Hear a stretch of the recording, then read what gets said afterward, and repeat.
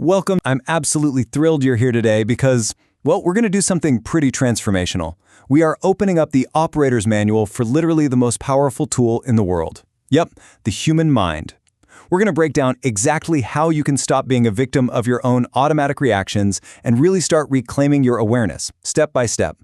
But first, I gotta ask you something. Have you ever felt like your mind is a roommate you didn't choose, and honestly, kind of a nightmare roommate? You know the exact feeling. It's 3 a.m., you're trapped in bed, wide awake, and your brain decides, hey, this is the absolute perfect time to overthink that totally irrelevant conversation we had 7 years ago, looking at it from every conceivable angle. Or maybe you're sitting in this really important meeting, trying your absolute hardest to focus, but your hypervigilant mind is frantically scanning the room for bad vibes or dissecting a colleague's microexpressions just so you can feel safe.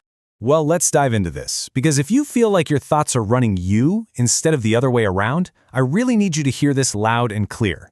You aren't broken. Seriously, you are not out of control. Feeling overwhelmed doesn't mean there's something inherently wrong with you. You're actually just the victim of a legacy reaction program that your mind learned a very, very long time ago. Section 1. Awareness versus the mind. Two fundamentally different things. To get a grip on this, imagine your awareness as a glowing ball of light.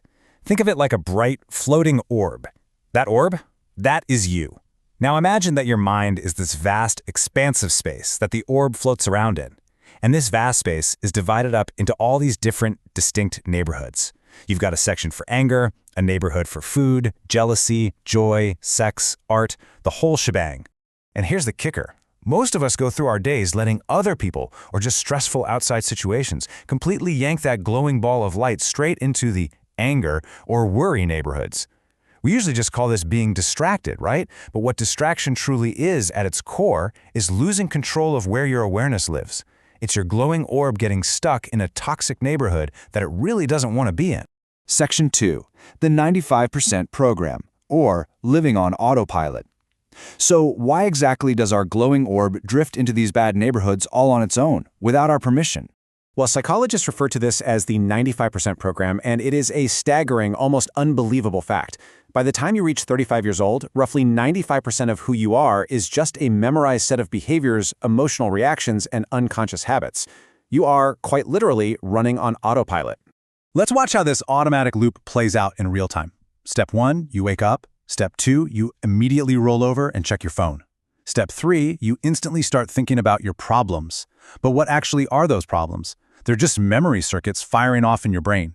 And step 4, because those specific memories are so intimately linked to past emotions, like pain, sadness, or stress, you've just triggered your past pain. Bam!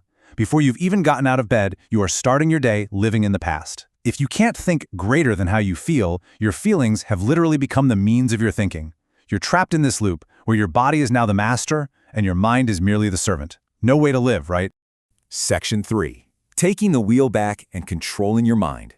Thankfully, our internal manual gives us 3 really clear, actionable tools to regain control over that glowing orb. We're going to walk through them right now. Step 1 is the pause. Step 2 is concentration, and step 3 is mental rehearsal. Let's slow things down a bit and start with tool number 1, the pause. There is this tiny space, a very, very brief gap between what happens to you in the outside world and what you do next. Now, most people never ever find this gap because they're moving way too fast. But in that gap, that's where you have incredible power. In that pause, you get to hold your ball of light entirely still and ask yourself one vital question. What is this actually about? Think about it. If someone says something rude in a meeting and your chest suddenly gets tight, that's just your awareness hitting an old bruise. It's a refractory period from a past event. Don't hand the wheel over to that emotion. Instead, use the pause. Acknowledge that tight feeling in your chest, but just watch it pass by. Actually, scratch that. It's more like you're reading subtitles scrolling at the bottom of a movie screen. You observe it, sure, but you absolutely do not let it drag your orb into the neighborhood of anger. So, the crucial point here is how we make this control permanent. And that brings us to tool number 2, concentration. Look, concentration is a muscle. The law of practice dictates that you become exceptionally good at whatever you do over and over again. So think about it. If you practice being distracted 13 hours a day, scrolling, multitasking, jumping from tab to tab, you are going to become an absolute genius at distraction. We have to deliberately choose to practice focus instead. We have to choose to do just one thing at a time. Let's look at a micro-practice you can implement today. Imagine you're speaking with your spouse. Set the specific intention to keep your awareness entirely on them.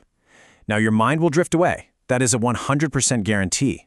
But the exact moment you notice it drifting, you gently bring that glowing orb back to the conversation. This simple, repetitive act of bringing it back, it isn't a failure, it's a rep in the gym.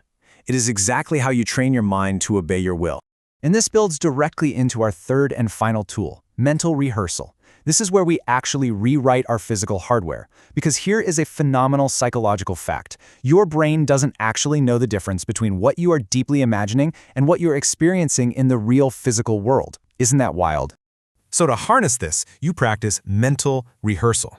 You close your eyes and you deliberately, vividly rehearse being the exact person you want to be. You picture yourself being calm, steady, and clear in the face of stress. By doing this, you aren't just daydreaming, you're actively installing new neurological software. You're no longer just a walking record of your past. Through mental rehearsal, you are literally building a physical map in your brain to your future. Which brings us to Section 4, building your new mat and stepping into your future. I want to say this directly to those of you tuning in who are just exhausted. You do not have to wait for a crisis or a massive trauma to finally force you to change. You've been running your whole life. You've been strong for a very long time, utilizing that hypervigilance just to get by and feel safe. But hear me on this. You are allowed to rest before you're done.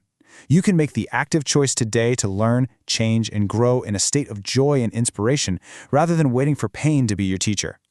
If the concepts in this explainer hit home for you today, it's time to formally take your power back. I want you to drop a comment below right now with specific phrase, "I choose respect," or "I see clearly now." I personally reply to those comments because I absolutely love hearing how you're reclaiming your awareness and putting these tools into action. And hey, please hit that subscribe button so you don't miss our next deep dive into the patterns that will help you stay solid in a chaotic world. Well, we have successfully opened the internal manual today. We've identified the glowing orb of your awareness, and we've mapped out the vast, tricky neighborhoods of your mind. You now know that you are not broken. You are just the architect of a new program. So I leave you with this one vital, empowering question to think about. Where will you choose to steer your glowing orb next? The wheel is finally in your hands. Take care of yourself.